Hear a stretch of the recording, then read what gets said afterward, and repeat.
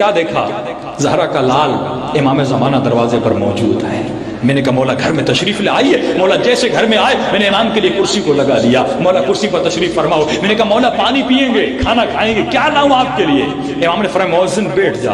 ایک مرتبہ امام نے میرے سارے گھر کے سامان کو دیکھا۔ مؤذن یہ بتا تیری تنخواہ کتنی ہے؟ اکاؤنٹیبلٹی۔ زبیر وہ تھا جب علی کے ہاتھوں میں رسیاں باندھی گئیں سب سے پہلے اس نے تلوار نکالی، کہ لوگوں تمہاری غیرت کو کیا ہوا؟ علی کے ہاتھوں میں رسیاں ہیں اور تم خاموش کھڑے ہو۔ لیکن یہی زبیر جنگ جمل میں علی کے سامنے کھڑا ہوا۔ کیوں؟ کیونکہ جب مولا خلیفے بنے امام نے فرمایا زبیر جو پہلی 3 خلافتوں میں تم نے پیسہ جمع کیا، علی کو حساب دو تم نے کہاں سے جمع کیا؟ جب اسلام آیا تھا تو امیر نہیں تھا، آج تیرا مکے میں بھی گھر ہے، مدینے میں بھی گھر ہے، مصر میں بھی گھر ہے، تم نے اتنے گھر بنائے کہاں سے؟ اس نے کہا مولا حساب لوگے تو ساتھ نہیں بیٹھوں گا۔ جنگ جمل کو بپا کیا گیا کیونکہ علی نے حساب لیا تھا۔ امام نے کہا اے مؤذن تیری تنخواہ کتنی ہے؟ آج مومن 20,000 کی تنخواہ ہو اور گھر کے دروازے پر 20 لاکھ کی گاڑی ہو، دنیا والے تو عزت کریں گے، امام زمانہ پوچھیں گے تم نے پیسہ کہاں سے لایا؟ دنیا والے دنیا کو دیکھ کر عزت کرتے ہیں، لیکن تیرا مولا تیرے اندر و اطاعت کو دیکھ کر عزت کرتا ہے۔ امام نے کہا اے مؤذن تیری تنخواہ کتنی ہے؟ کہا مولا اتنی 20,000 تو بھی تھی۔ اتنا سامان اتنی تنخواہ میں تو نہیں آ سکتا۔ اپنے آقا سے جھوٹ بولتا کہ مولا ادھر ادھر سے کا حکم امام ہے خیرات میں دے۔ مولا جان قربان سامان کی حیثیت کیا ہے؟ دے دیا۔ کہ تھوڑی دیر کے بعد میری بیوی میرے گھر میں آئے، امام نے میری بیوی کو باطنی نگاہ سے دیکھا، کہا اے مؤذن اپنی بیوی کو طلاق دے۔ مولا 17 سال کا ساتھ ہے، کیسے طلاق دوں؟ میرے بچوں کی ماں ہے۔ امام نے کہا اس کی شرعی وجہ ہے۔ مولا کون سی وجہ ہے؟ فرمایا جب تمہاری بیوی اس دنیا میں آئی، جب پیدا ہوئی، ان کا گھر تمہارے گھر کے ساتھ تھا، اس کی ماں کا دودھ خشک ہو چکا تھا، اس نے تمہاری ماں کا دودھ پیا تھا،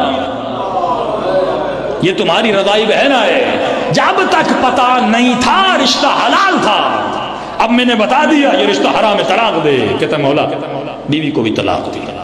کہ تھوڑی دیر گزری، میرے 18-19 سال کا جوان بیٹا گھر میں آیا۔ امام نے جیسے میرے بیٹے کو دیکھا کہا مؤذن اپنے بیٹے کو اکبر جیسی تربیت نہیں دی۔ کہا مؤذن اپنے بیٹے کو اکبر جیسی تربیت نہیں دی۔ کہا مولا کیا ہوا؟ کہ تیرا بیٹا ابھی شراب پی کر آیا ہے، ابھی زنا کر کے آیا ہے۔ کہتا اب امام نے کہا میں اس پہ حد شرعی کو جاری کروں گا۔ کہ اتنا کہنا تھا، سامان کو دیا، بیوی کو طلاق دی۔ جب امام نے کہا تمہارے بیٹے کو سزا دینی ہے، فرمایا بیٹے سب کو پیارے ہوتے ہیں۔ اتنا کہنا تھا، میں اپنی جگہ سے کھڑا ہو گیا، اب مجھ سے برداشت نہیں ہوا، میں نے اپنے مولا سے بہترامی کی۔ میں نے کہا کبھی کہتے ہیں سامان دو، کبھی کہتے ہیں بیوی کو طلاق دو، ابھی کہتے ہیں بیٹے کو مارنا ہے۔ میں نے کہا آپ امام تو دور، آپ تو مجھے سید بھی نہیں لگتے۔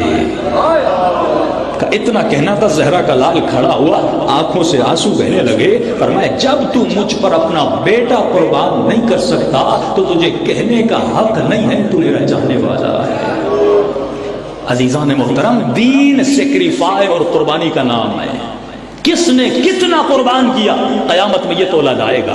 آدم سے لے کر خاتم تک اور خاتم سے لے کر امام مہدی تک ہر امام نے قربانی دی ہے۔ کوئی امام 14 سال زندہ میں گیا، کسی امام نے بیٹی قربان کی، کسی امام نے جان قربان کی، کسی بیوی نے اپنی چادر کو قربان کیا۔ سوال یہ ہے آج کے مومن نے قربان کیا کیا؟ صدام ملعون جب واصل جہنم ہوا، معرفت کا واقعہ، ربط مصیبت میں جا رہا ہوں، قبلہ صاحب آ گئے، سارے گھروں کو گرایا گیا اور مولا کے حرم کو توسیع دی گئی، بڑھایا گیا۔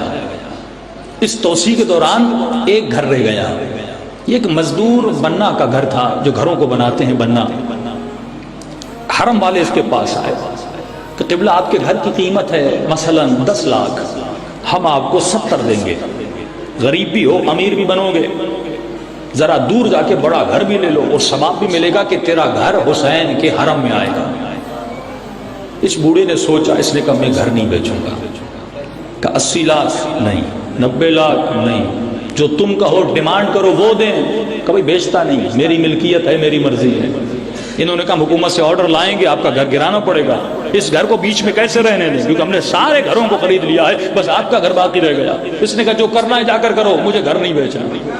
کہ یہ چلے گئے۔